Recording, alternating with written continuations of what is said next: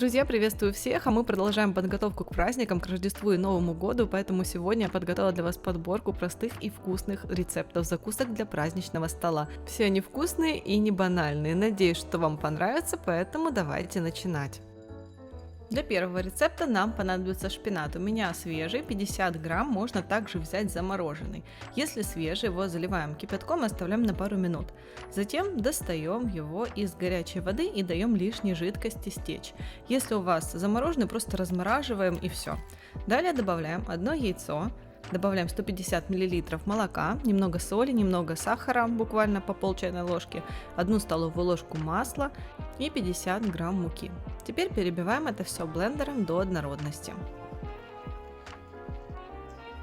Если вас смущает в составе шпинат, он не чувствуется на вкус практически, просто придаст нашему блюду более зеленый и праздничный вид.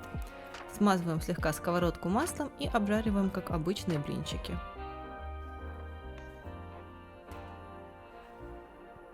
Всего количества теста у меня хватило на 6 блинчиков. Можно приготовить двойную порцию, если хотите, чтобы закуски было больше. Каждый блинчик необходимо разрезать пополам и далее смазываем его творожным сыром. Можно использовать любую другую намазку на ваш вкус. А теперь просто скручиваем в рулетик. Ну а теперь из этого рулетика делаем вот такую вот улиточку. Осталось только нанизать на шпажку, либо же на зубочистку. Таким же образом оформляем все остальные блинчики.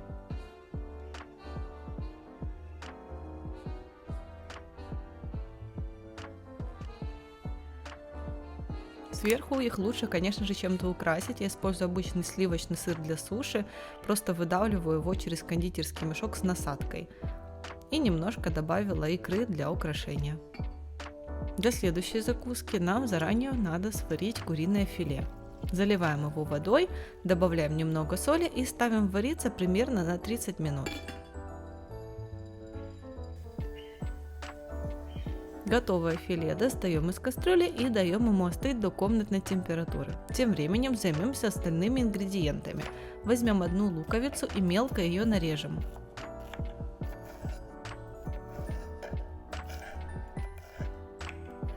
Также нам понадобится 150 грамм шампиньонов, их тоже нарезаем как можно мельче. Обжариваем на небольшом количестве масла лук и грибы.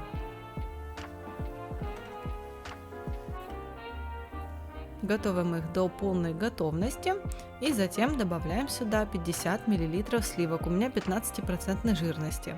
Если у вас масса получается сразу же слишком густой, добавьте еще немного сливок, а также нам понадобится добавить 100 грамм тертого сыра. Сковородку уже можно выключить, просто хорошенько перемешиваем, чтобы сыр растаял, и вот такая вот масса у нас должна получиться. Куриное филе уже остыло, его просто мелко нарезаем ножом, либо же разделяем на волокна.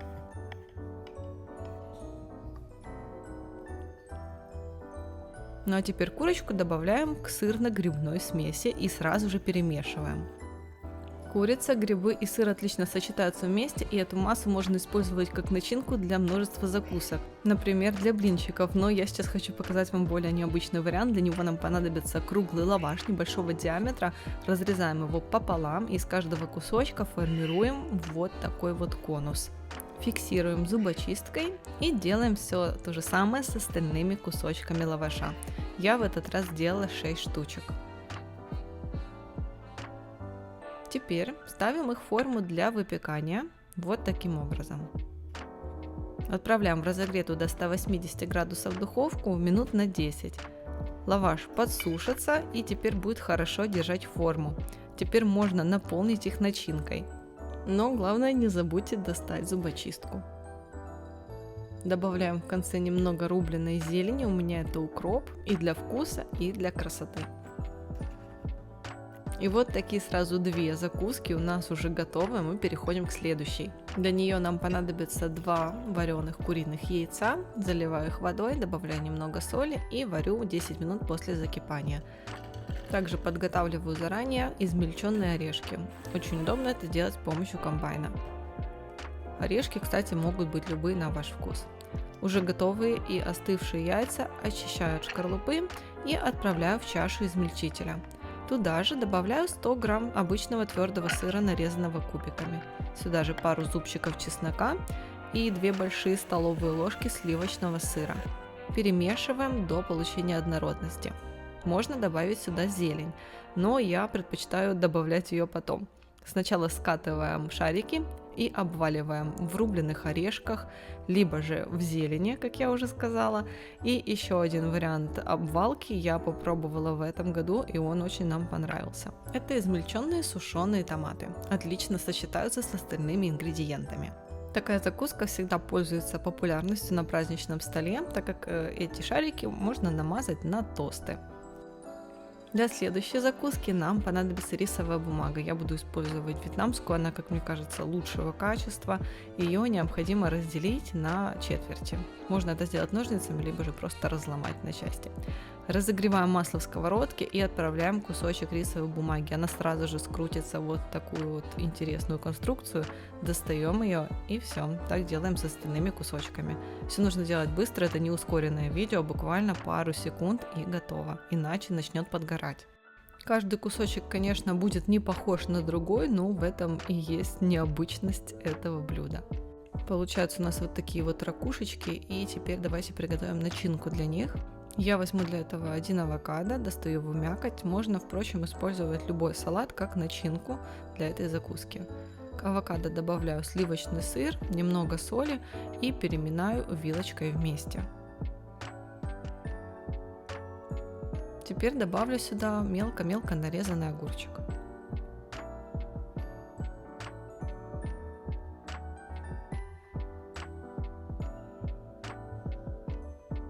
Хорошенько перемешаем вместе, чтобы они смешались равномерно.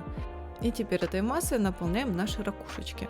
С этой закуской есть нюанс, ее лучше подавать отдельно, то есть не наполнять сразу, так как если закуска постоит так некоторое время, рисовая бумага размокнет и она не будет хрустящей. Я не знала этого заранее, поэтому наполнила их сразу, и когда они постояли буквально 15 минут, они размокли и даже начали разваливаться.